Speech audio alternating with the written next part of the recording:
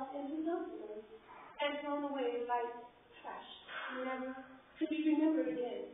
Eventually, though, if and when their decomposed lifeless bodies are discovered, their blood still remains on the hands of doctors and nurses who perform these procedures for death operations out of greed.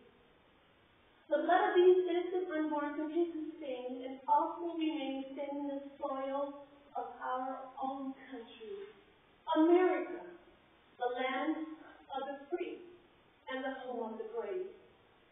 President Abraham Lincoln also understood the wisdom of God.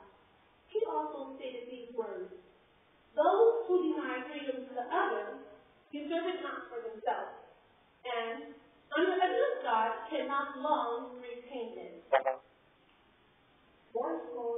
7 years ago, our fathers brought forth on this continent a new nation, conceived in liberty and dedicated to the proposition that all men are equal, created equal. Another wise anonymous speaker said these words: "Will we as American people strive and work for real change, or will we, like so many before us, pass on by and settle for pocket change and allow the continued further progressiveness of the death culture?" Anonymous.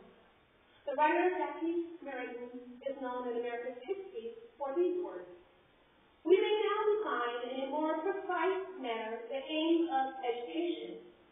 It is to guide men in the evolving dynamism through which he shapes himself knowledge, strength of judgment, and moral virtue, while at the same time conveying to him the spiritual heritage of the nation and the civilization which he is involved and preserving, the century-old achievement of generations," as quoted by Jackie Merriman.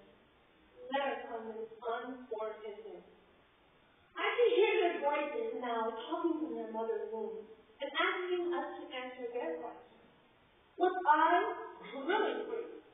Did you think for 1 minute to live? Did it ever occur to you who I might become? Did you stop and think to ask me? No. You never gave me a chance to live. Neither did you give me an opportunity to think, to breathe, to cry, to develop, and to grow to a full 9 months, or to stage 1 day. I could speak, I could learn, and maybe just 1 day, teach. To speak, you may wonder, now what would I or could I possibly say to speak with you, Mr. President? Of course, about my opinions and request to live a life, to speak with you about my decision to live. Yes, I would talk with you about my decision to live that your parents gave you. I would speak with you and share with you to choose life and not death, for we all have a right to life. I could accomplish more above the soil, where they have buried the remains of my frail and now lifeless body under the earth. Yes, I want to ask you to help me. Help me to live and not die. I ask you, Mother, where was my choice? My opportunity for the freedom of speech? I would have paid you for my life if you would only let me speak. Now, I'm begging your conscience to answer my simple question. Honestly, where was my choice to live? Where? Where is my choice to see, to cry, to laugh, to talk, to eat with you? I'm feeling crushed by the fact that although you were given the same freedom of choice to live, you took my choices away from me. And now you continue to demand a choice with others like yourself, to continue killing innocent and pure, loving, precious, unborn infant lives. You continue to demand these choices. You have denied me from the powers that be. But I ask you to consider for one moment, where was I and where is my choices? Did it rob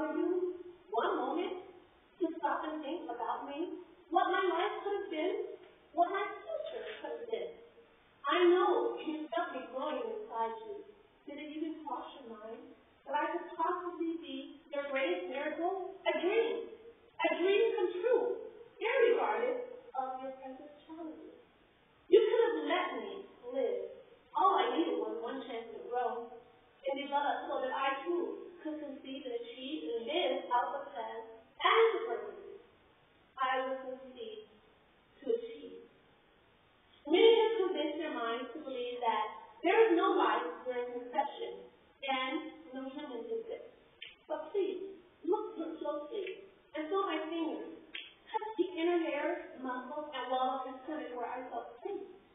Sometimes you may have even felt my tiny feet hit that wall when I was trying to stretch. I just wanted for you to realize and know that I was always here and I always wanted to live. But that choice you took from me. Well, so much for choices because you took my only choice to live away from me. I trusted you. I trusted you to make the right decision for me. But I exist no more in the physical form. Only in the corridors of your mind. You and I both know that I existed at one time. And now the time has come. Even the time now is. It is facing not only you, but all Americans like you to choose a better history. To choose to save innocent lives versus the choice to kill innocent lives. To choose not to participate in the culture of death. Yes, the time has come to carry the flag of freedom, of choice, for the unborn and for the unwanted precious infants were conceived, who were conceived without any act to exist. For many reasons, some were conceived by mistake, others some conceived by force, by foolish and thoughtless and selfish, irrational, insane sexual abusers who gratify their sexual, lustful appetites at the expense of helpless and hopeless individuals. In case you didn't know it, I have a grandmother and a grandfather who longed to and would have loved, cared, and held, and covered me.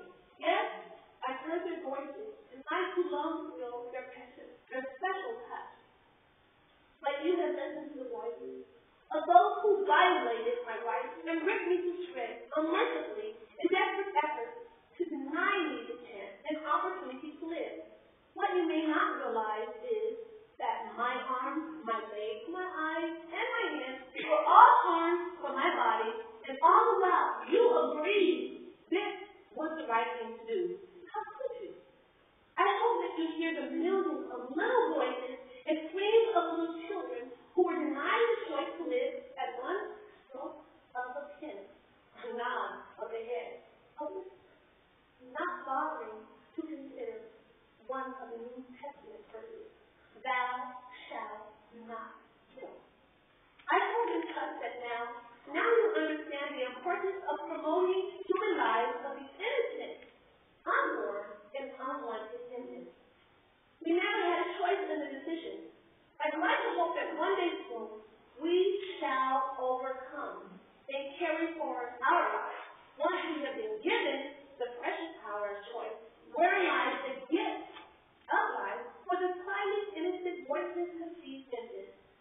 We too have the God-given right that is promised to all creatures, male and female, a life of freedom of